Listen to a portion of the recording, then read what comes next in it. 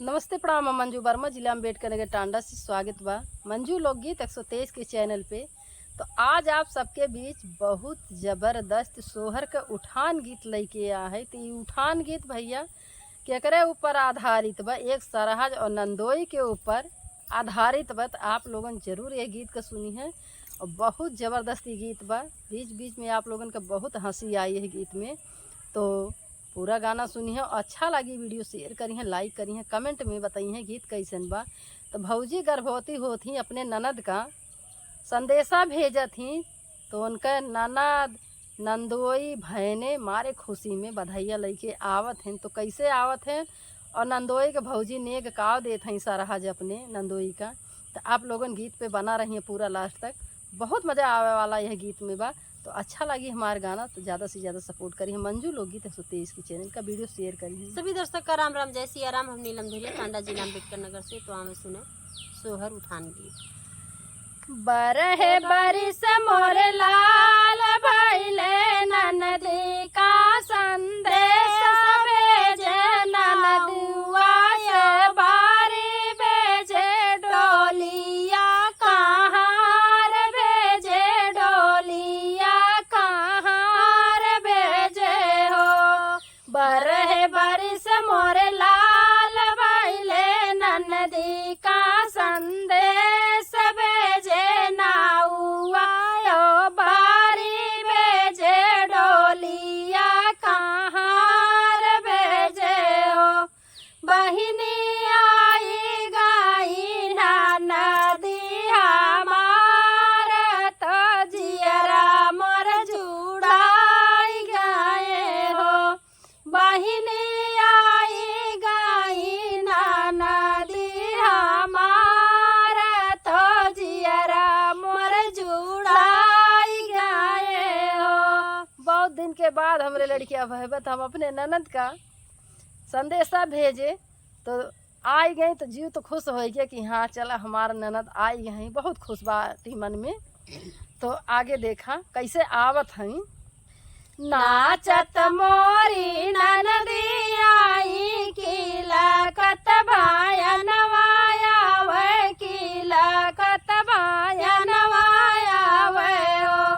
बहिनी बिहासत आवे नाना दोइया पालंगिया चाढ़ी बाई ठाई हो। बहिनी बिहासत आवे नाना दोइया पालंगिया चाढ़ी बाई ठाई हो। नंदी हमरे नाचत का थी मारे खुशी में एक भतीजा बा चला थी नेग मिली और भैने आवत हैं दोनों खूब किलकारी मारत के हंसत के मुस्कियात के। और नंदोई आवत हैं भैया देखा बेहसत का कि हम तो ससुरारे चलत है। खूब खुशी में तीनों परानी आवत हैं नो देखा पलंगे चढ़े बैठत हैं नंदोई जी। तो आगे का होत बा। पलंगे पे ननदोइया देखो जियरा मोर डेरा लागे जियरा मोर डेरा लागे हो। ननदोई काहे बैठा हमारी पलंगिया पूछेला मोरी हालिया हो। ननदोई काहे बैठा हमारी पलंगिया पूछेला मोरी हालिया हो। सरहज अपने सौरी घर में से नंदोई देखत हैं और नंदोई वहीं के पलंगा पे जाके बैठा है देखत हैं। तो अंदर अंदर खूब डरात हैं और डराते डरात बोलत हैं नंदोई काहे हमरे तो पलंगी बैठे और हाल चाल पूछत है हमार कैसे। तो आगे और देखा का कहत हैं नंदोई कैसन मजाक अपने सरहज से करत हैं। तो आप लोग सुने। कवन कवन फल सरहज खायो लाल जाना माइली हो लाल जाना माइली हो। कवन कवन फल सरहज खायो लालन जाना माइली हो लालन जाना माइली हो। सरहज के कर पड़ी पारा चाहिया लालन बड़ा गोर लालन बड़ा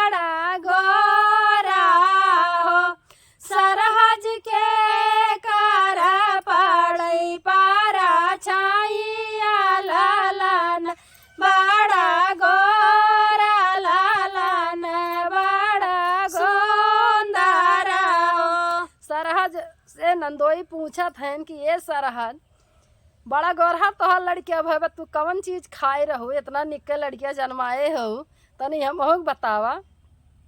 तो देखा सरहद कौन जवाब देत हैं। ये सरहद से अपने खूब नंदोई जौन है मजाक करत हैं। तो देखा काव कहा थी, इतनी बचन जब सरहज सुने मानवा डेरा लागे, मानवा डेरा लागे हो। ननदोई तोहराई पड़ई पारा छाहिया की पिया, मोर गोर बाटे लालन मन माय, लालन बड़ा सुंदर हो। ननदोई तोहराई पड़ी पारा छाइया की पिया, मोरे गौर आय लालन जाना माय, लालन बड़ा सुंदर हो। सरहद जवाब देती कि अपने नंदोई का कि तोहरे परछाई लाग हमारे सैया जी बड़ा गोरहर हैं, और है कि नाते हमार लड़कियों बहुत गोरहर बा, बड़ा निक तोहरे परछाई पड़ा बा लड़कियन पे और हमरे सैया जी पे। तो देखा नंदोई अब काव कहा थे, इतनी बचन ननदोइया सुन बतासावा थामावे लागे, मन में मुस्किया लागे, ननदी का इशारा करे, ननदी का इशारा करे हो। इतनी बचन ननदोइया सुन बतासावा थामावे लागे, मन में मुस्किया लागे, मन में मुस्किया लागे, ननदी का इशारा करे हो। धाना तोहरी भाऊ जैया माना तूड़नी पर छैया, मोरी काढ़ाई हो। दाना तोहरी भाऊ जैया माना तूड़नी पर छैया, मोरी काढ़ाई हो।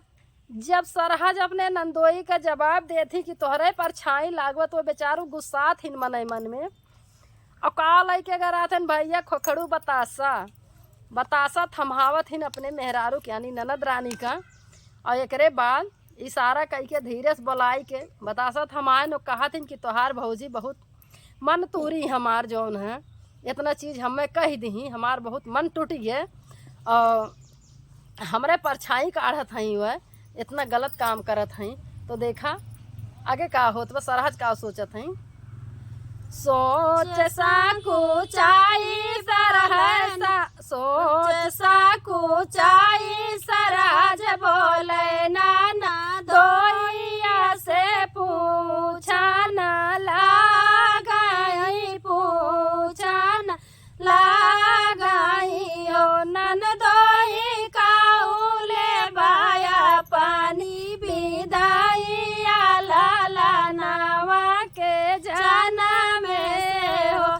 ननदोई काउले बाया पानी बिदाइया, लालनवा के जनम से हो। सरहज बोलत है सौरे घरे में से जवाब तो नहो देत है तड़ाका, लेकिन पूछत है ये नंदोई जी अब तो जाते हैं ऋषि आई के, आपन तू नेक चार बताए दा काव ले बा।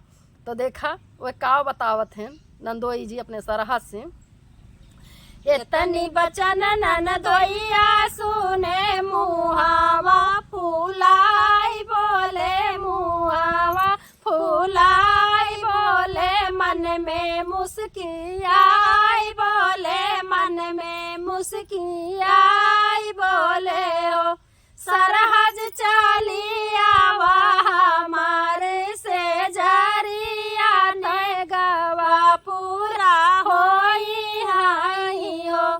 सरहज चलिया हमारी से जरिया, ने गवा पूरा होई हाई हो। और नंदोई का नेगना चाहिए वे का कहते ने सरहज तनकी चली आवा एकदा हमारे लगे हमारे बिस्तरा पे। तोहार नेग हम पूरा ले ले। तो मजाक नंदोइयो करत है अपने सरहद से। तो सरहद देखा जाके अपने मर्दे के लगे पूछत हैं कि नंदोई जी ऐसे कहत हैं। तो देखा कैसे पूछत ही कौने भाव में। यतनी बचन जब सरहज सुनी माना मैं दुखी तबाई माना लगे पहुँच गई पिया से बतावे लगी पिया से बतावे लगी हो बहनी पिया मोरे दिया ले जवाब ननदोइया मनवारा बहिनी पिया मोरे दिया ले जवाब ननदोइया मनवारा खाऊ। सैया जी जवाब दे दीन। ये गई बेचारो पूछा कि के जान हरक दे। लेकिन वो जुड़ते कहत हैं कि जब नंदोई जी तोहका बोलावत है अपने सेजरिया पे तो कुछ लेवैया हो खास चीज़ तो तू चली जा उनका मन राख लिया। का करे भैया वो अपने जीजक मन तोरी है। तो देखा कैसे जात हैं कितना सुंदर सज बज के सरहज अपने नंदोई के लगे जात बाटी कैसे कैसे। अखिया में काजल दी लाड़ी का पालन सुताई बालवा में गजरा बांधी बालवा में गजरा बांधियो आखिया में काजर दी लाड़ी का पालन सुताई बालवा में गाजर गजरा बालवा में गजरा बांधियो बहिनी चली गई ननदोइया कैसे जारिया ननदोइया मनवा राख लियो बहिनी चली गई ननदोइया कैसे जारिया ननदोइया मनवा राख ली है। भाई अभी गजरा और गाजर में भैया थोड़े फर्क बा यही नाते मुँह से निकले भैया बेतावर का लड़का सोवाई दी पलना में तबाऊ झूल यही में हम जाए तंची मौज कर आए।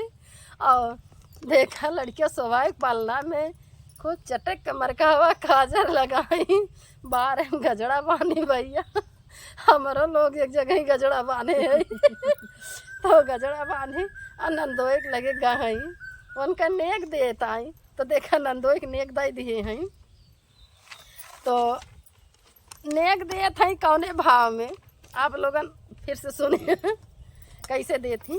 सेजिया पे ननदोई देखे मन में मुस्की मारे लगे मन में मुस्की मारे लगे मोचिया पे ताव दिए मोचिया पे ताव दिए हो सरहज मानी गायो हमारा कहनावा बचन हमारी मानी उसे जरिया हमारी चाली आयो सरहज मानी लायो हमारी कहनावा बचनिया हमारी मानी उसे जरिया हमारी चाली आयो सरहज चला चला पिया कैसे जरिया तो मनवा मोरा राख ली हूँ मजाक हम कैले रहले हो सरहज चली जा तू पिया कैसे जरिया तो मनवा मोरा राख ली हूँ मजाक हम कैले रहलियो। तो देखा नंदोई जब अपने सरहज का देखा थी अपने से जरिया पे वो तो बाबू मन में खूब खुशी हो गया थे मुस्कियाए लागत थी। देखा हम मजाक करे रहे झूठे कह रहे सरहज हमार पूरे चली आई।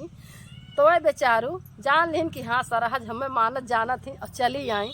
तो देखा कहा थे कि ए सरहज तू हमार मन राख लियो अब तू चली जा अपने सैया जी के लगे हम जान गए तोहका तू कैसन बाटू और हम तो तुझसे खाली मजाक करत रहे नेग चाही हम यह चीज़। तो आगे देखे का इतनी बचन जब सरहज सुने मन में मुस्की मारे लागी, मन में मुस्की मारे लागी हो। बहिनी पाई गए सारा पाई सवाई जातिया यो, मनवा मोरा एक रुपया नाही लागे हो।